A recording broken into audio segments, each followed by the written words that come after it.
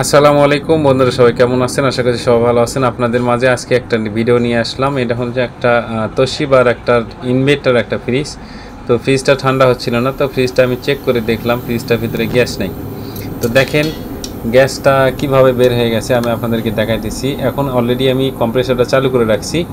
এই যে দেখেন এখানে পানির বুদ বুদ বুদ বুদ বুদ বুদ করছে, ভুটি উঠতেছে। মানে যে এখানে যে পাইপ মানে কনডেন্সার পাইপ ঠান্ডা করার জন্য যে পানির একটা বাটি থাকে, সেই পাইপের ভিতরে কিছু পাইপ দেওয়া থাকে, তো সেই পাইপটা ফুটে গেছে। আর এই যে পাইপের মাথাটা আমি কেটে দিছি, এখান থেকে হাওয়া ঢুকতেছে আর ওই দিতে বাইরে হয়ে যাচ্ছে, প্রেশারের সাহায্যে বাইরে হয়ে যাচ্ছে। তো দেখেন আমি সেই পাইপটাকে কেটে রাখছি, কেটে একবারে চেঞ্জ করে দিব। পাইপটাকে কেটে একবারে বের করে নিয়েছি। তো সেখানে আমি তামার যে পাইপটা আছে সেই পাইপটা আমি লাগাই দিছি। এই পাইপটাকে আমি এখন ঝালাই করব। এখানে এই যে গ্যাস দেওয়ার জন্য যে ভাল্ব লাগানো আছে সেটাকে ঝালাই করে দিব। এই যে ঝালাই করে দিয়েছি অলরেডি, তবে সম্পূর্ণটা আপনাদেরকে দেখানো যাচ্ছে না, তার কারণে ভিডিওটা লং হয়ে যায়। আমি ঝালাই করে নিয়েছি। এই যে দেখেন পাইপটা আমি কিভাবে দিছি। তো আপনারা চাইলে এইভাবে আপনারা নিজেদের কাজ নিজেরাও করতে পারবেন। তো এখন আমি যেটা করব সেটা হচ্ছে যে এই পাইপের বা ফ্রিজের ভিতরে যে একটা গ্যাস বা একটা হাওয়া থাকে, সেই হাওয়াটাকে আমি বের করে নিব অন্য একটা কম্প্রেসারের দ্বারাতে। এই যে মিটারের পাইপ আমি লাগিয়ে দিলাম। এখন মিটারের আরেকটা পাইপ আমি লাগাবো। এই যে একটা এক্সট্রা একটা কম্প্রেসার নিয়েছি, সেটা ভ্যাকিউম করার জন্য। এটাকে বলে হলো ভ্যাকিউম করা। তো যাই হোক আমি ভ্যাকিউম করে নিব, নেওয়ার পরে যে আমি গ্যাস দিব। তো আমি এটাকে এখন ভ্যাকিউম যে কম্প্রেসার সেটাকে চালু করব। চালু করলে সেখান থেকে হাওয়া সব বের হওয়ার পরেই যে আমি গ্যাস দিতে পারবো। তো যদি এরকম সুন্দর সুন্দর ভিডিও দেখতে চান, অবশ্যই Hanif electric channel blog subscribe করবে, বেল বাটন অন করে সাথেই থাকবেন, সুন্দর সুন্দর ভিডিও পাবেন। তো যাই হোক আমার গ্যাস বার করা, হাওয়া বার করা শেষ হয়ে গেছে। এখন আমি এটাতে গ্যাস দিতেছি।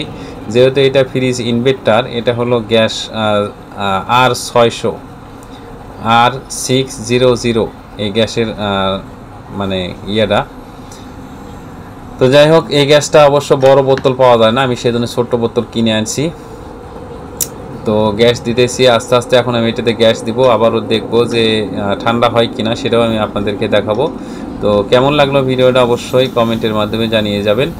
সেই সঙ্গে অবশ্যই চ্যানেলে নতুন হইলে অবশ্যই চ্যানেলটাকে সাবস্ক্রাইব করে বেল বাটন অন করে দিয়ে সাথেই থাকবেন।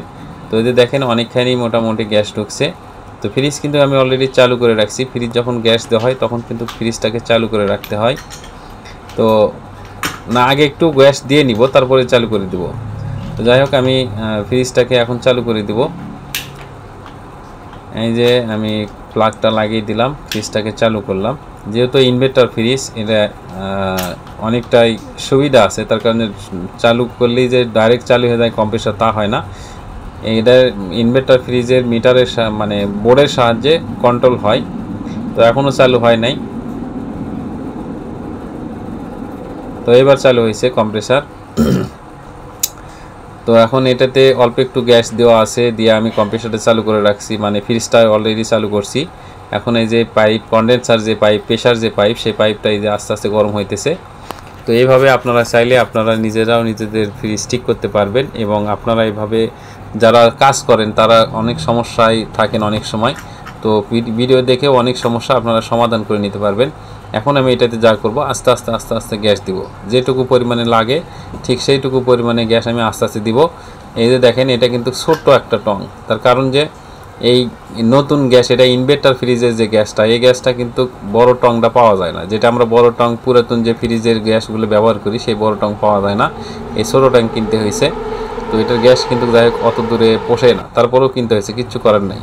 তো দেখি এখন ভেতরটায় কেমন হচ্ছে। দেখেন ভেতরটায় ঠান্ডা হচ্ছে, এই যে মোটামুটি সুন্দর ঠান্ডা এসে গেছে। তো এরকম সুন্দর সুন্দর ভিডিও পেতে অবশ্যই চ্যানেলটাকে সাবস্ক্রাইব করে বেল বাটন অন করে সাথেই থাকবেন, সুন্দর সুন্দর ভিডিও উপভোগ করবেন। কেমন লাগলো ভিডিওটা অবশ্যই কমেন্টে জানিয়ে যাবেন। ধন্যবাদ সবাই।